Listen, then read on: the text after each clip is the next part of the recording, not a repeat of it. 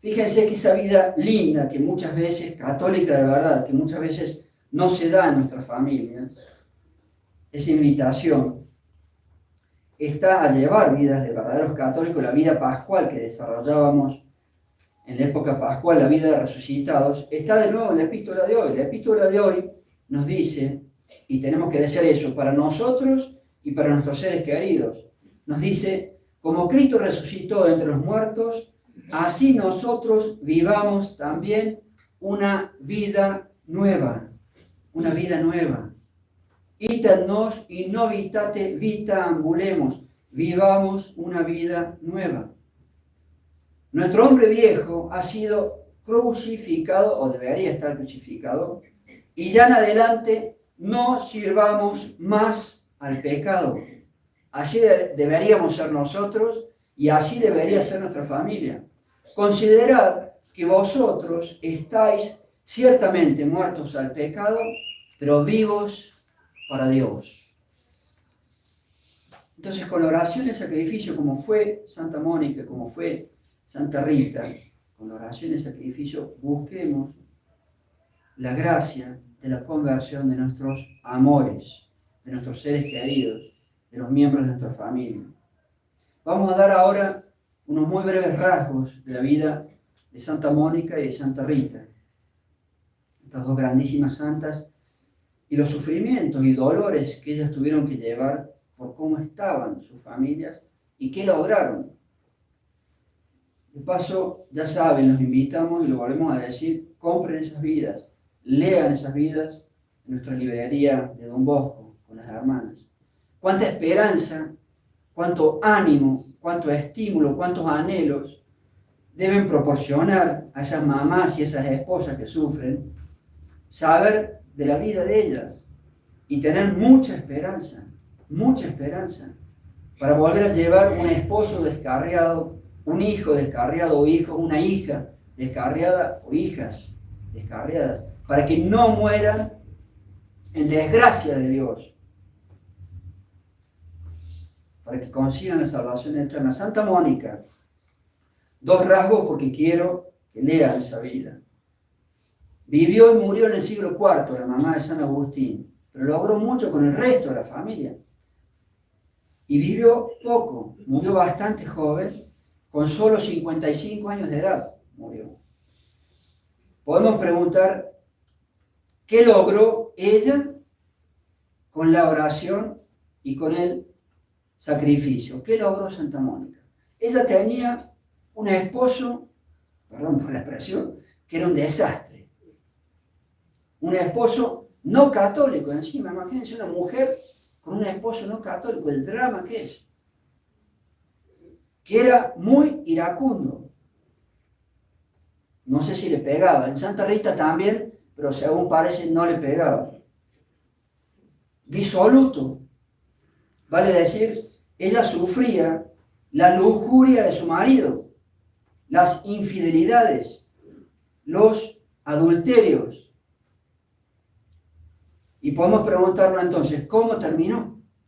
¿Cómo terminó ese marido? Pues bien, lean la vida y sepan cómo terminó. Sepan cómo terminó este hombre.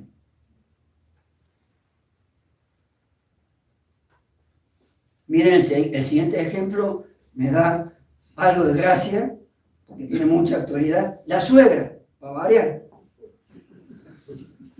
Tenía muchos problemas con la suegra. ¿Cuántas veces los sacerdotes nos dicen algo de la suegra? Santa Mónica también. Y tenía una suegra que no era católica y la consiguió que se haga católica. Les adelanto eso. Pero esta suegra la hacía sufrir, por lo menos antes de convertirse, la hacía sufrir mucho. Tenía muchos problemas con la suegra. Cuánta actualidad. ¿Y cómo terminó esta suegra? Lean. Los hijos. Santa Mónica tuvo 3 hijos solamente. No llegó a la gloria de la familia numerosa, ya lo saben. Pero sin duda, como era santa, si no llegó a la gloria de la familia numerosa, sin duda que no habrá sido por pecar con la maldita anticoncepción y planificación, un pecado espantoso, de cabeza al infierno con esas cosas. No habrá podido. Era santa. No pecaría obviamente con esa lacra moderna de la anticoncepción y planificación. Pero en fin, no llegó a la familia numerosa, tuvo tan solo 3 hijos, y a los 3, eso no se sabe, a los 3 los hizo santos. No solamente San Agustín, los 3 hijos de ella son santos. Los otros 2, que no son tan conocidos, Santa Perpetua se llamaba su hija, y San Navigio, el hermano de San Agustín. Los hizo santos. Miren lo que es una mamá católica cuando realmente educa católicamente a sus hijos. Pero hay un detalle, es muy fácil, bueno, nunca es fácil, es algo menos difícil conseguir santos de los hijos cuando papá y mamá tiran todos para el mismo lado. Pero ella tenía un esposo que no era católico, imagínense la contra que eso significa. Un esposo disoluto, iracundo, etc. Y con un esposo así, ¿cuántas sufren y se quejan por un esposo que no les ayuda en la educación de los hijos? Y con un esposo así, ella logró santos. Entonces, fíjense lo que puede lograr una mamá católica de verdad, aún con la contra del esposo. Lograr santos los niños cuando es una mamá católica de verdad. Por eso tengan esperanza en las mamás, pero pónganse en el rol de realmente católicas, como mamás. Pero tengan mucha esperanza. Si Santa Mónica logró tanto, no, es que mi esposo no me ayuda en la educación de los niños. ¿Cuántas veces lo escuchamos? Yo trato de que ellos sean católicos y mi esposo le enseña todo lo contrario. ¿Cuántas veces lo escuchamos? A ella le pasaba lo mismo. Y los hizo no solamente católicos, los hizo santos a sus hijos. Y el gran San Agustín, el último ejemplo sobre Santa Mónica, que antes de convertirse también fue un desastre, heredó mucho de lo de su papá. Se dejó, lo sabemos, extraviar por la lujuria y hasta vivió en concubinato. Caramba, y miren el santo que fue. En unión libre, como les gusta decir aquí, en concubinato, hablando en cristiano, en católico. Y hasta tuvo un hijo en ese concubinato. Y con todo, su católica mamá, Santa Mónica, terminó destruyendo ese concubinato, como debe hacer una mamá católica, y haciendo de él un grandísimo santo y obispo. Y es más, si mal no recuerdo, consiguió que la concubina no solamente terminara el concubinato, sino que se fuera a un monasterio. Esto no me lo acuerdo bien, espero no estar equivocándome. Hasta eso consiguió, que la concubina se vaya al monasterio. Mejor imposible. No sé si ya habrá llegado a ser santa, pero que se salvó, casi seguro. Ahora Santa Rita. Ella vivió y murió en el siglo XV. Vivió un poco más que Santa Mónica, murió de 76 años. ¿Qué logró? De nuevo la pregunta. ¿Qué logró ella con la oración y con el sacrificio? Santa Rita tuvo que sufrir un matrimonio muy duro, con un esposo tremendamente violento e irascible, más violento que en el caso de Santa Mónica, que casi perdía el uso de razón cuando tenía arranques de ira, aunque creo haber leído también que él nunca llegó a pegarle a Santa Rita. Y siendo él así, ella se esmeró en no darle nunca la menor ocasión de disgusto, como buena esposa. Pues bien, ¿cómo terminó un esposo así? Un loco, tan irascible que perdía el uso de razón. ¿Cómo terminó? Lean. Los hijos de Santa Mónica, esto es bastante conocido en el pueblo católico. Santa Rita tuvo tan solo 2 hijos, otra vez no llegó a la gloria de la familia numerosa, pero otra vez, sin duda que no habrá sido pecado, porque fue santa. Sin duda que el abominable pecado de la anticoncepción y planificación, nada tuvo que ver con ella. No habrá podido tener más hijos. Y estos hijos, también como San Agustín, heredaron del Papa la forma de ser. Eran muy iracundos también, como el Papa. Y maquinaban, por esa ira que cargaban, maquinaban a asesinar. Hasta eso, obviamente, puede llevar la ira. Y en el caso de estos 2 jóvenes querían hacer un asesinato, los hijos de la santa, en venganza de su papá. ¿Cómo terminaron? ¿Qué pasó con ellos? Lean. Y un último rasgo de la vida de Santa Rita, cuando ya era viuda y cuando ya no tenía hijos vivos, quiso entrar al convento de religiosas de San Agustín, pero no cumplía con uno de los requisitos que exigían las monjas, y entonces no se le permitió entrar. Le dijeron no. Oración y sacrificio. ¿En qué terminó esa negativa? Le dijeron, usted no puede entrar. ¿En qué terminó? Lean. Van a comprar todos. De Santa Mónica y Santa Rita. Y el punto central, ¿cuántas esposas sufren? Y está bien. Dios ha hecho, podemos decir, el orden familiar para que esté custodiado por la mamá. Y sufren porque el esposo hace cualquier cosa menos Dios y el catolicismo. Los hijos o las hijas, cualquier cosa menos el catolicismo, menos ser buenos hijos de Dios. ¿Cuántas veces nos han dicho así? Y está bien, porque para eso es una esposa, para eso es la mamá. Dios ha querido ese orden en la vida. Pero viendo o al considerar lo que fueron las vidas de estas 2 grandes santas, tienen que estar llenas de esperanza. Y ver que ese deseo, esos anhelos de llevar la familia a Dios, sí se puede conseguir, sí se puede conseguir. 2 herramientas, decíamos, la oración, usaron ellas, y el sacrificio. Hoy vamos a desarrollar solamente la oración, algunos pocos conceptos para no alargarnos tanto, y el próximo domingo vamos a hablar del sacrificio, de hacer sacrificio para la conversión de los seres queridos. Veamos sobre la oración, la primera de las herramientas y la más importante de todas las herramientas para salvarse uno y para lograr la salvación de los seres queridos. La oración establece relaciones entre Dios y el hombre, y es muy hermoso y muy lindo pensar en eso.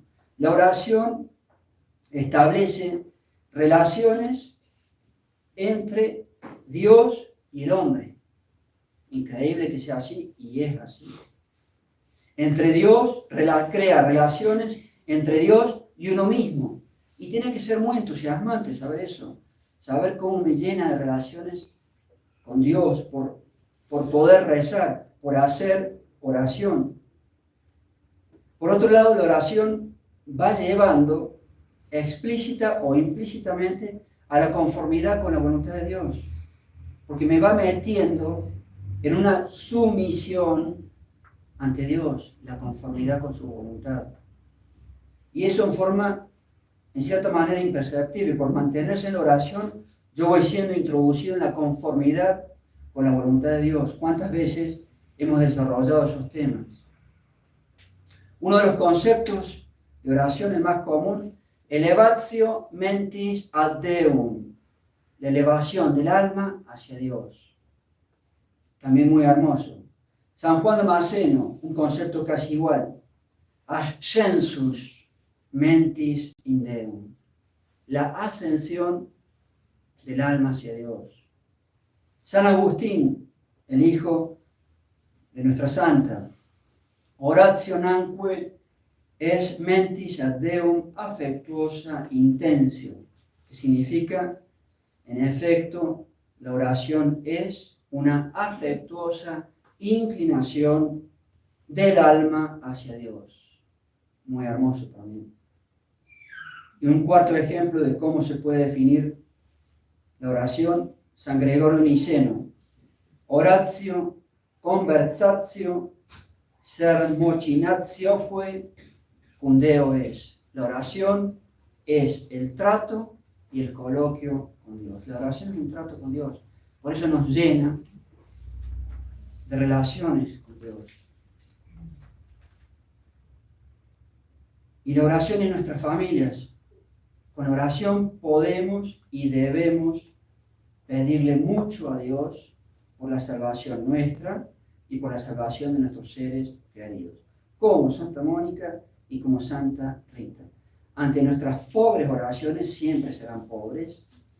De estas pobres también criaturas, esta poca cosa que somos, estas pobres criaturas, pobres y tristes criaturas que somos, porque los seres humanos, a pesar de eso, Dios, ante nuestras oraciones, se inclina hacia nosotros. Dios se inclina hacia nosotros con nuestras pobres oraciones. Y Dios nos escucha si somos humildes, no si somos soberbios, etcétera, etcétera. Cuando somos humildes, Dios nos escucha. Cuando son hechas además con confianza. Cuando son hechas pensando mucho más en las cosas de Dios que en las cosas de la tierra. Se puede pedir, sin duda, por las cosas de la tierra. Pero cuando yo me marco y me centro principalmente en las cosas del cielo, en las cosas de Dios, mucho más aún Dios la escucha. Que se salve mi hijo, que se salve mi hija, que se salve mi esposo. Otro punto clave, absolutamente clave, la perseverancia. Yo no puedo rezar una vez. La perseverancia. Años estuvieron rezando Santa Mónica y Santa Rita. Años.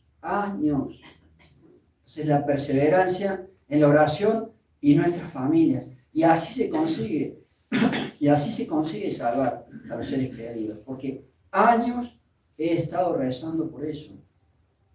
Oportet semper, orare e non deficere. Es preciso rezar siempre,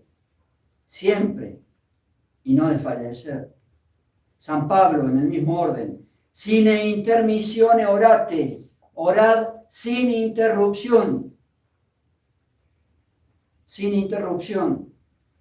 para que se salve la familia, para que se salve uno mismo, para poder salvarnos.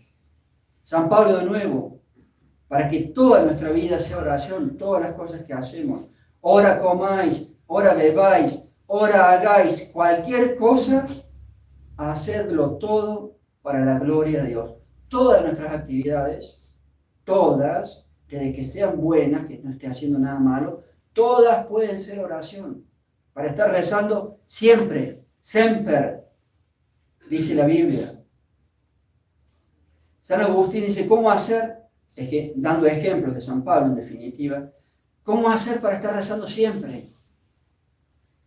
En un comentario a uno de los salmos, él dice así, canta así, está dando consejos, canta así a Dios, alaba a Dios, con tu vida, con toda tu vida.